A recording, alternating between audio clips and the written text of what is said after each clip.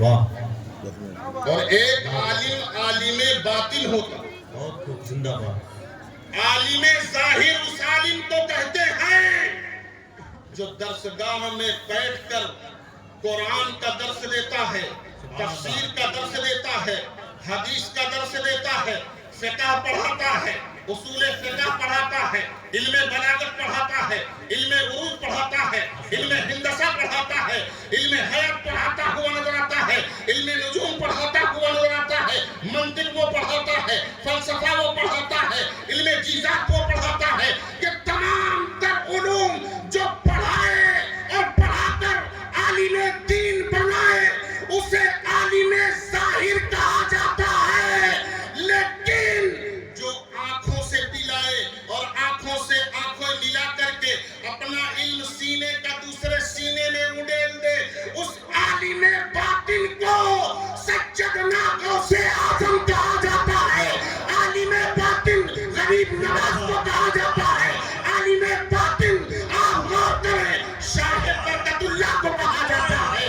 عالم باطن شاہ مغربہ کو کہا جاتا ہے. عالم باطن مفتی اعظم ہند کو کہا جاتا ہے. عالم باطن محدث اعظم کو کہا جاتا ہے. عالم باطن حضرت علامہ حبیب الرحمن کو کہا جاتا ہے.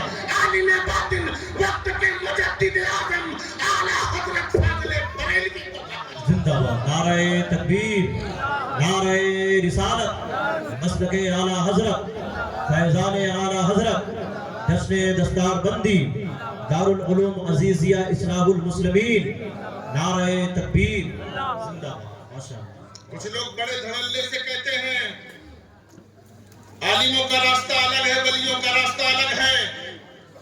میں پورے دعوے سے کہتا ہوں بلاؤ اس جاہل کو کون ہے جو ایسی بات کہہ رہا ہے.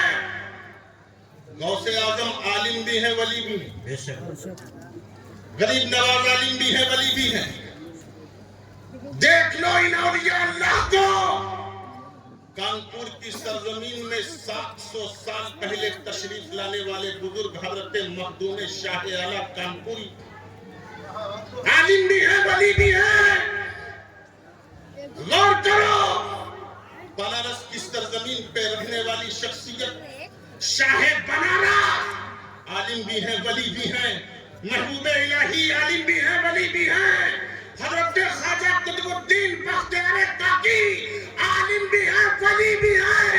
یہ جتنے اولیاء اللہ ہیں پہلے عالم ہیں اس کے بعد ولی. سبحان اللہ. زندہ باد. اللہ پہلے علم کی معرفت عطا فرماتا. بے شک. بغیر علم کے خدا کو تم پہچان نہیں سکتے. عالم نہ ہو ولی بن جائے ایسا ممکن ہی نہیں ہے. اس لیے کہ علم ہی وہ چیز ہے جس سے خدا کی معرفت ہو. بے شک. حضرات غور فرمائیے اور ذہن و دماغ پر میری بات کو اتارنے کی کوشش کیجئے. اللہ قرآن میں فرماتا ہے اِنَّا نَحْنُ نَزَّلْنَا الذِّكْرَ وَإِنَّا لَهُ لَحَافِظُونَ. ہم نے قرآن کو اتارا ہے اور ہم ہی قرآن کی حفاظت. بے شک. اللہ نے قرآن کو اتارا. ابھی آپ دستار بندی کا منظر اپنی نگاہوں سے ملاحظہ کریں گے. بچے جو قرآن کے حافظ ہیں انہیں دولہا بنایا جائے گا. سرزمین بریلی سے تشریف لانے والے حضور سیدی سرکار نواسہ سرکار مفتی اعظم ہند حضرت علامہ انس رضا خان مقدس اللہ العالیۃ القدسیہ تشریف فرما ہے. ابھی وہ نبی رہے اعلیٰ حضرت نواسہ مفتی اعظم ہند تھوڑی ہی دیر کے بعد تشریف لانے والے ہیں. تھوڑی ہی دیر کے بعد تشریف لانے والے ہیں. آپ ان کا دیدار کریں گے.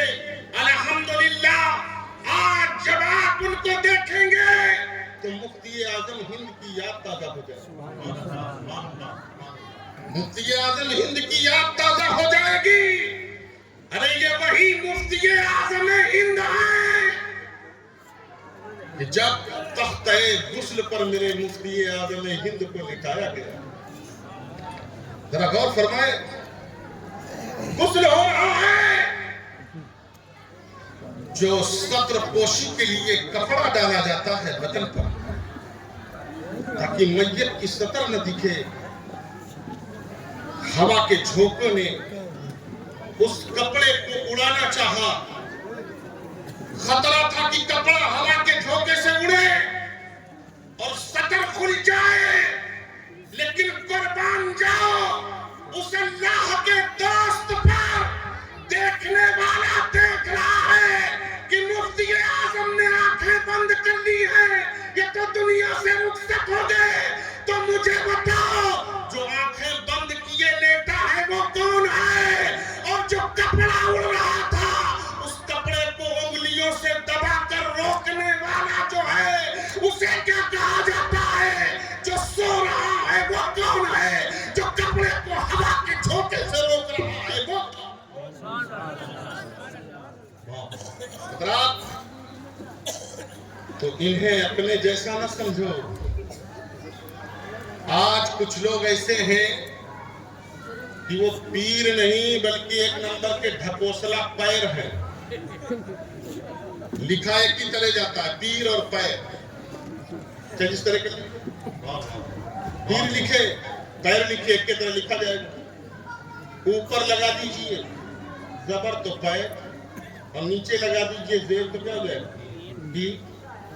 تو کچھ ڈھکوسلا جو پیر ہیں وہ عجب معاملہ ہے ان کا، اللہ ایسے بہروپیوں سے بچنے کی توفیق عطا فرمائے۔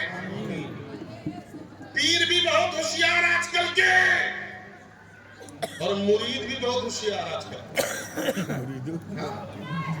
ہمارے یہاں کانپور میں ایک آدمی ہے، میں نے کہا کہاں سے مرید ہو؟ کہا حضرت میرے 4 پیر۔ میں نے کہا کیوں؟ کہا حضرت آج کل ایک پیر سے کام ہی نہیں چلتا۔ کیوں؟ کہا جب جس چیز کی ضرورت جہاں سے پوری ہو جائے اسی کے پاس چلے جائے۔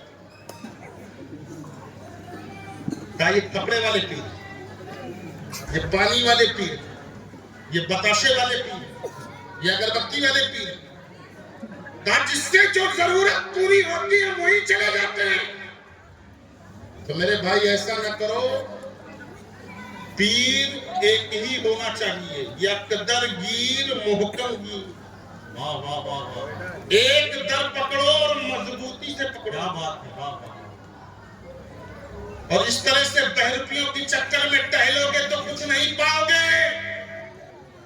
اللہ ہمیں صحیح پیروں کا انتخاب کرنے کی توفیق عطا فرمائے۔ آج کچھ خانقاہیں ہیں جو حقیقت میں خانقاہیں کہلانے کی مستحق ہیں، ورنہ تو اکثر خامخواہیں ہیں، خانقاہیں نہیں ہیں، وہ خامخواہیں بن گئی۔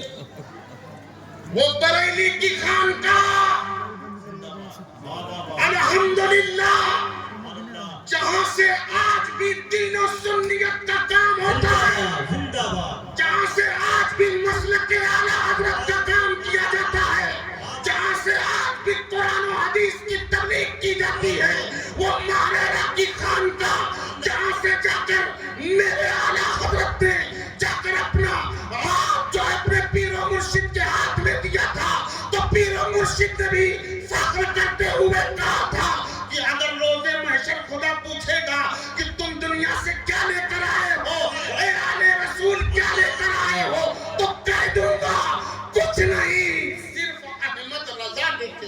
نعرہ تکبیر، نعرہ رسالت، مسلک اعلیٰ حضرت، فیضان اعلیٰ حضرت، بستی بستی قریہ قریہ، نعرہ تکبیر، نعرہ رسالت۔ اس لیے تھام لو مضبوطی سے مسلک اعلیٰ حضرت، بہت خوب، بہت ماشاءاللہ، یہی حق ہے اور یہی سچا راستہ ہے۔ زندہ آج جسے صراط مستقیم کہنے کا حق حاصل ہے وہ مسلک اعلیٰ حضرت۔ حضرات غور فرمائیے، مجھے یہ کہنے کی ضرورت کیوں پڑ رہی ہے؟ آپ غور کریں، میں ابھی اجمیر شریف کچھ دن پہلے گیا تھا، जब अजमेर शरीफ गया तो देखा एक जोड़ा सफर कर रहा, नया नवेला जोड़ा था, शादी हुई थी दोनों की। इत्तेफाक से ट्रेन में उनकी बर्थ मेरे सामने, मैं इधर था वो उधर था। मैंने कहा बाबू कहाँ जा रहे? अजमेर शरीफ। मैंने कहाँ से? कहा बिहार से। कहा बिहार से आ रहे हैं हजरत? हमने कहा कि लगता है नई नई शादी कच्ची का, इसीलिए तो हजरत जा रहे हैं खाली साहब के हाथ से। अच्छा, हमने कहा ये बताओ तुम अपने माँ बाप से इजाजत लेकर आए हो? माँ बाप से पूछ कर आए हो? कहा हजरत बड़े मियां से तो बहुत दिन से झगड़ा चल रहा है। कहा बड़े मियां से बहुत दिन से झगड़ा चल रहा है, यानी बाप को कह रहा। अच्छा, माँ से कहा आज तकरीबन जब से मैंने तालीम छोड़ी है 5 साल हो गए, मैंने माँ को देखे नहीं। लगभग दोनों से मामला बराबर, कोई बोलचाल नहीं, कोई बातचीत नहीं। हमने कहा बेटा ऐसा करो कि तुम अभी जब अगला स्टेशन आएगा तो अगले स्टेशन पे उतर जाना। क्यों? हमने कहा तुम्हारे अजमेर शरीफ जाने से कोई फायदा नहीं, मत जाओ अजमेर शरीफ। क्या करने जा रहा है अजमेर शरीफ? क्या मिलेगा तुझे अजमेर शरीफ में? क्या ख्वाजा साहब का दरबार है, हिंदल वली का आस्थाना है। आप कह रहे हैं क्या मिलेगा? मैं कह रहा हूं हाँ, जा उतर जा अगले स्टेशन में, और अगले स्टेशन में उतरने के बाद पहले जाकर बाप की दस्तबोसी करा और माँ के कदम बोसी करा। अगर माँ बाप खुश हैं तो सुन ले, गरीब नवाज भी खुश हो जाएंगे। माँ बाप खुश हैं तो ये सुन ले, रसूल खुदा भी खुश हो जाएंगे। माँ बाप खुश हैं तो परवरदिगार भी खुश हो जाएगा।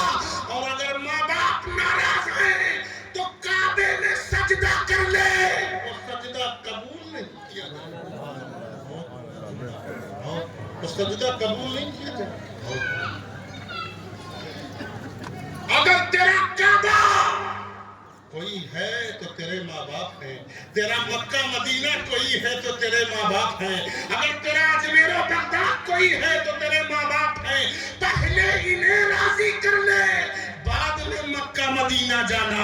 पहले इन्हें राजी कर ले, बाद में अजमेर बगदाद जाना। पहले इन्हें राजी कर ले, फिर बाद में कलियर और बरेली जाना।